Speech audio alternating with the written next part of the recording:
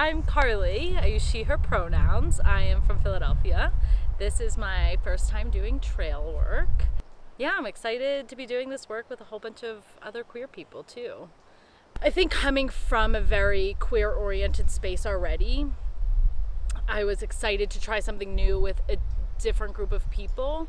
And I think coming back, I was like, oh, wow, that would have been very different. And then I think I still am feeling very grateful for the conversations that my crew has been able to have, and like the sense of normalcy that doesn't always happen on like non-affinity group spaces that I am growing. I'm just like so grateful for continuously. It's like when you go into a space where everyone is different, it's really exciting to be like, oh, this is who I am, this is where I come from, and where do you come from, and it's so nice. And sometimes there's this like missing, and that missing sometimes is really hurtful of like being misgendered, or just having like your partners being misgendered, or having parts of your identity that aren't, I don't like the word normal, but like there aren't normalized in a way that like people ask questions that are fine in small group settings, and it's like I want to answer that, but then after answering that for years, it's like I don't want to do that anymore. And I feel like it's so nice to be in a space where like that just is not, you don't have to worry about it, because it's like, oh, these parts of my identity are normal and they're valid here.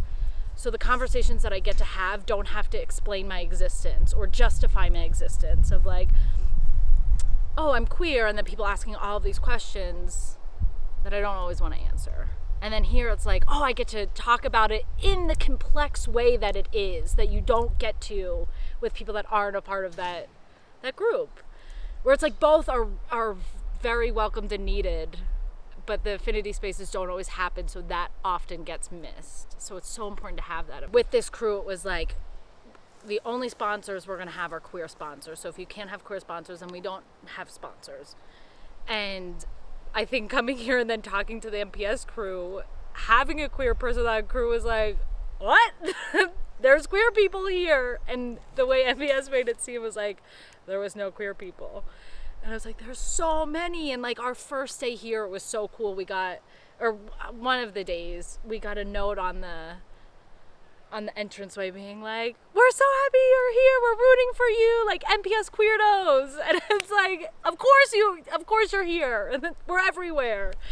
It was really cool because the MPS crew that we're working with, they're a cool crew, and one of the people is queer, and she was very interested. She like kept asking questions about ESCC and was like, what, this exists? And like every time we brought it up, like asked about the program and how it's run and all these things. And I think just like even that was really cool for someone to be like, oh, look, there are other options. And I think she was like really interested and was like, oh, where can I, like, what was your application process like? You know? And it was like, cool. Some of the pushback that I received was like, we're not allowed to ask. So how do we find, how do we determine a person to work with you?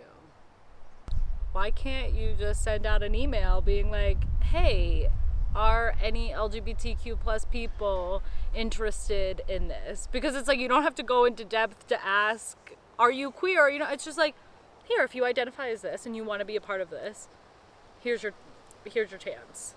I think every time I go to the creek and I'm writing or just like bathing my feet or just like decompressing, and I look up and it's like, here's also a beautiful view, but like you're very low to the ground and you're in the water and you look up and it's just like, what? What, is this real? This is so beautiful. Like, this is so cool. The trainings that we had and some of the books that I've been reading, I'm like in awe, and also like so sad of how inaccessible this is for so many people. I feel very lucky to be here and also saddened that a lot of people don't have this same opportunity, like not even to live here, but to just experience this. So then how do we change that? This is one of the ways, right? Like, I am grateful for this program for the affinity space and also for the age requirement, because I don't think I would have been here. I couldn't have had this opportunity with any other organization because the age cut off. And I feel very lucky that I have the opportunity to come to such a beautiful place, have such a challenging experience, and such an experience that like allows me to like fully embody myself in a way that often isn't allowed, or not allowed, but in the confines of capitalism is very hard to do.